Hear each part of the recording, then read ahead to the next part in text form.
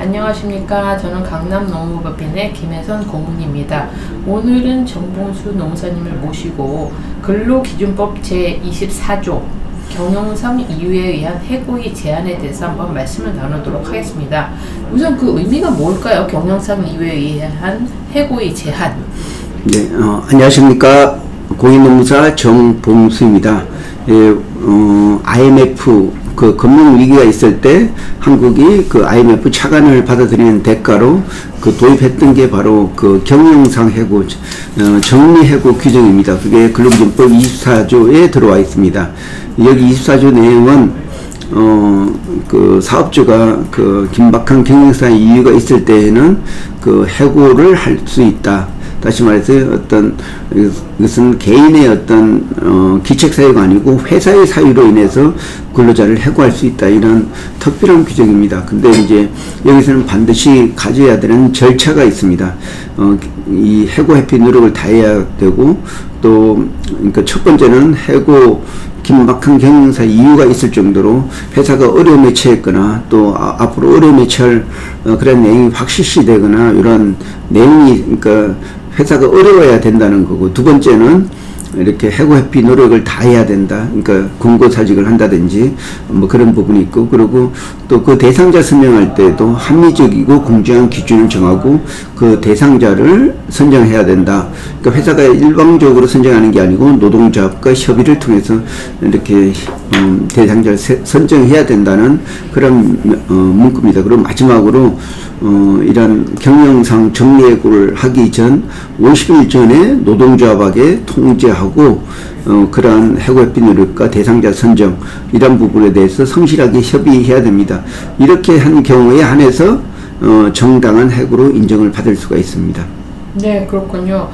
그러니까 원래 우리나라에서 이게 그 해고하기가 참 어려운 나라이고, 이게 노동법이 되게 강화가 돼서, 그렇지만 이제 경영상 이유에서 여러 가지 지금 말씀하신 요건을 충족하면 할 수 있다는 말씀이시잖아요. 네, 그렇습니다. 네네. 그러시면 과거에 우리가 강남 농무법인에서 이거와 관련해서 우리가 이제 책도 쓰신 걸로 알고 있는데, 그거에 대해서는 지금 책이 한 권이 나왔는데 어떤 내용들이 들어가는지 한번 소개해 주시죠. 이 인력 구조조정 매뉴얼은 바로 근로기준법 24조 그 경영상 해고의 제한 이 부분을 인용해가지고 강남 농무법인에서 컨설팅한 그런 내용, 그를 또 어떤 시나리오 형식으로 따라하면 할 수 있도록 이렇게 있습니다. 그리고 관련된 그 회사가 고려해야 될 내용, 또 실제적으로 사무직 구조조정, 또 생산직 구조조정 이런 구조조정 사례를 실었습니다. 그리고 관련된 구조조정 할 때 그러니까 반드시 이제 사용해야 되는 이런 양식들, 이런 부분도 포함되어 있습니다. 그 인력 구조조정 매뉴얼이 개정판이 나왔습니다. 그래서 초판은 좀 약간 부족한 게 있는데 많이 보강돼서 나왔습니다. 특히 여기 서론에서는 그러니까 경영상 긴박한 이유란 해고를 가급적 그 마지막 수단으로 써야 된다, 이런 차원에서 2009년도에 쌍용 자동차 구조조정 사태와, 그리고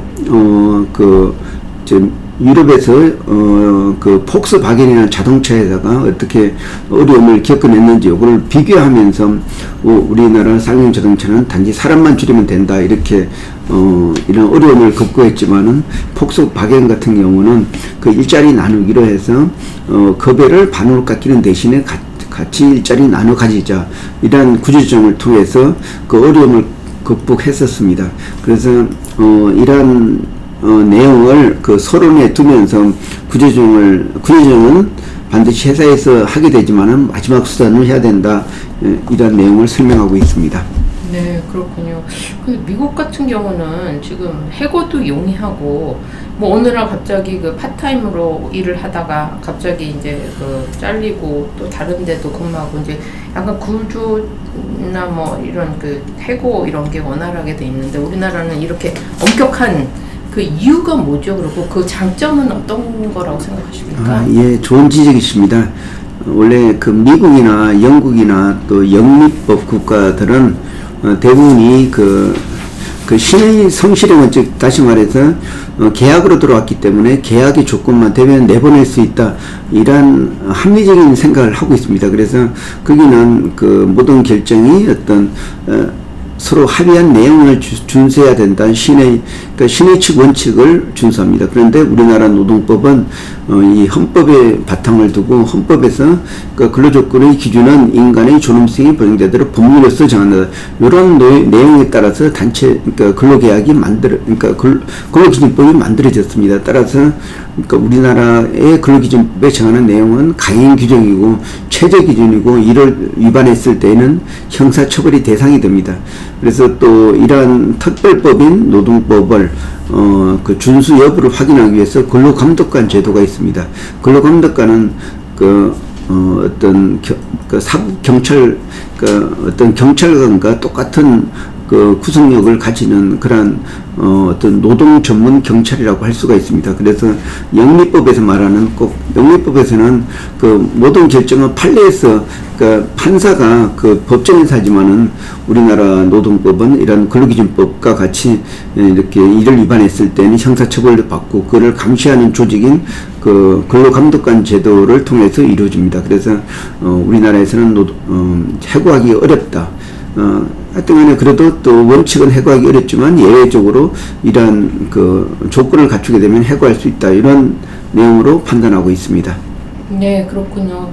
지금 그 외국인 노동자들을 우리나라 고용노동부에서 더 많이 이제 증대시키고, 그리고 외국 투자 기업들이 한참 이제 우리나라에 투자를 해서 회사를 설립해서 그렇게 많은 그 뭐 고급 인력들도 고용할 수 있고, 그런데 이렇게 그 회고 사항이 어렵고, 좋은 점은 뭐 이제 관리를 잘하면 오래 갈 수 있겠지만, 예를 들어서 이제 이런 기술이나 뭐 그 사회적으로 발전하는 과정에서 도태되는 근로자는 어떻게 또 안고 가느냐, 이런 문제들도 생길 수 있는데 그거에 대해서 어떻게 생각하십니까? 예, 사실 저도 구조조정 할 때 항상 설명하고 있는 게, 회사도 유기체라서 항상 뭐 영원한 게 아니고 회사가 경쟁력이 없으면 망할 수가 있다.